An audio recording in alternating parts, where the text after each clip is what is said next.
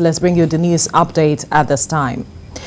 Nigerians may soon return to paying toll fees on federal highways across the country. The Federal Executive Council on Wednesday approved memos from the Ministry of Works, Environment and Power, among other issues of national importance. TVC News State House correspondent Yemi Osinbajo reports. One of the resolutions reached at this week's Federal Executive Council meeting is that tolls will be returning to the roads soon. Minister of Works and Housing says this new policy memorandum that has got the approval of Council will ensure that the revenue accruing from this will be used to maintain the roads, construct new roads, and also pay investors interested in road development and management. The big step to actual tolling was taken today by presenting for approval the broad policy that will guide the tolling, so that local people, states, local governments, all those who manage roads, investors who want to come in will know what our tolling policy is, and that will form the basis of their financial modeling, their investment decision. But not all roads will be tolled. Only dual carriageways owned by the federal government will collect these levies from motorists, and these roads make up just about 14% of the total road network. We have proposed and Council has approved that certain types of vehicles be exempted from paying tolls. Those are bicycles, pedal cycles, tricycles, motorcycles, and other modes of 2- or 3-wheeled transport used mainly by disadvantaged members of our community. They will be entitled to a fully 100% exemption. For the Minister of Environment, he had good news about Nigeria's improvement in contributing to the climate change action. He says an interim report on the success in reducing carbon emission and other greenhouse gases in the atmosphere has been submitted to the climate desk of the United Nations. We, at the time, committed to reducing emission by 20% unconditionally, meaning we can do it ourselves, and also committed to reducing emission by 45%. That's by 2020. The 20% is by the year 2020, last year. And at the same time, we also committed to reducing 45% by 2030. That's again from the year 2016. This highest decision-making body of the executive arm of government also granted approval for the award of contracts to purchase critical equipment that will improve power transmission in the country. This Federal Executive Council meeting is the second one chaired by Vice President Yemi Osinbajo since President Mohammed Fawaii left the country to participate in the Global Education Summit on financing global partnership for education and also meet his doctors for a routine medical checkup. The new policy memorandum of tolling on federal highways will dominate talking points for a while. But the silver lining here is that there will be no tolls until the roads are motorable, though it is still unclear when Nigerians will begin to enjoy a smooth ride on the long stretch of this federal roads network. Yemi Osinbajo, TVC News, Abuja. Still in Abuja, where as it stands, Nigerians may return to the microblogging site Twitter in a matter of days. And that is according to the Minister of Information and Culture, Lai Mohammed, who announced this after the Federal Executive Council meeting chaired by the Vice President, Professor Yemi Osinbajo. Mr. Mohammed disclosed that the status of the conversation with the microblogging site has reached an amicable stage, with agreements reached in all areas except 3. The remaining 3 unresolved areas, according to him, are simply a matter of when and not if there would be an implementation of conditions discussed.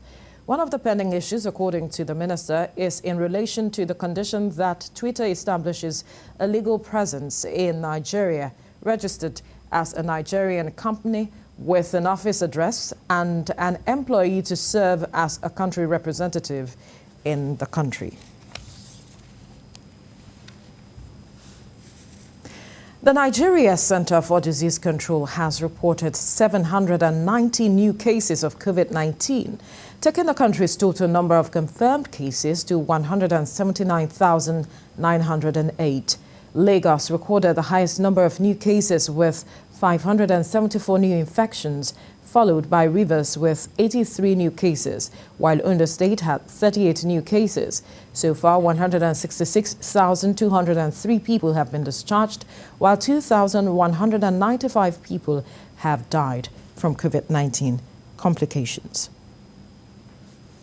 Elsewhere, the level of insecurity in the country has not only led to loss of lives and property, but has also caused a steady increase in the cost of food items for more than 1 year. For many businesses and families, they now have to struggle to break even just to afford daily essentials like fish and cassava flour, popularly called gari. Uche Okoro reports. Your project will be fulfilled.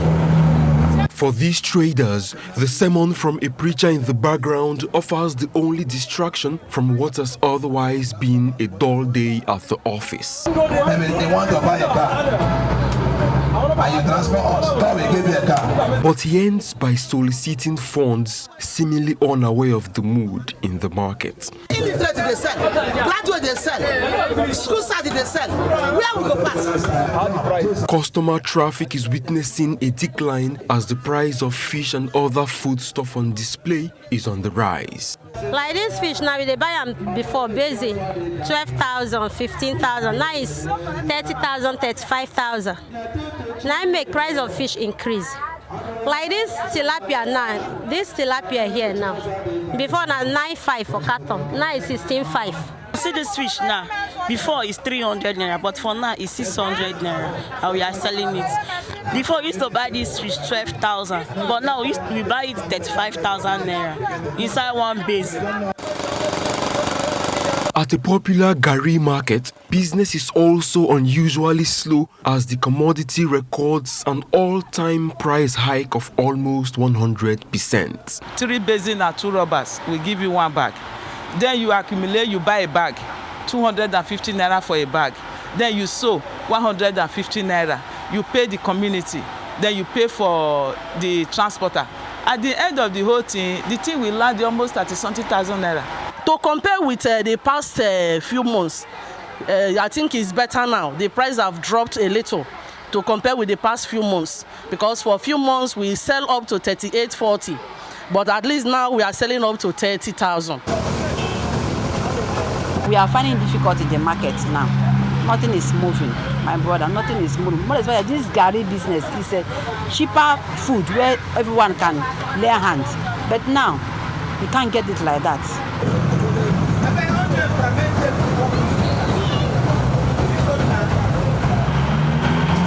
In my house, we eat gari 3 times in a day at will, but now I portion it. We do ration 101, like we can make do with other supplements, but gari once a day in order to just keep it going. Rosemary Jaja also owns a restaurant. She must devise new means to satisfy her customers due to the soaring prices at the gari market. We just try to keep that same amount going, then but reduce the normal portion. But as it stands now, people come demanding for extra, and that extra is just extra cost. And most of them, they don't have that money to go for extra. They're just like, okay, let me just manage with my family and make do. They say they eat little quantity of gari and drink plenty of water to fill their tummy. Global economies have been badly hit by the coronavirus pandemic, but traders say the situation in Nigeria is made worse by insecurity. Sea pirates are disturbing them. If they come to the river like this, they will be disturbing them. Sometimes they take their boats, sometimes they take their nets, just like that. So things are very costly in the market because of all those problems that we are having. This time around, you hear them complaining, this community did not go to farm because of X-Men, this one did not go because of X-Men, and it looks as if the consumers is more than the producers. What's the way out from all of this? Many of those who've spoken with have advised governments to create policies that would encourage mechanized farming, as well as incentives to farmers to reduce their cost of production. Uche Okoro, TVC News, Port Harcourt. Mohammed Fawaii, the eldest son of late human rights lawyer Gani Fawaii, is dead. Mr. Fawaii, also a lawyer, died on Wednesday at the age of 52 after a brief illness. The deceased had over 20 years of experience in law practice. Until his death, he was the head Mohammed Fawai's Chambers, Director Nigerian Law Publications Limited, Director Books Industries Nigeria Limited, and Director Gani Fawaii Library and Gallery Limited. And may his soul continue to rest in peace.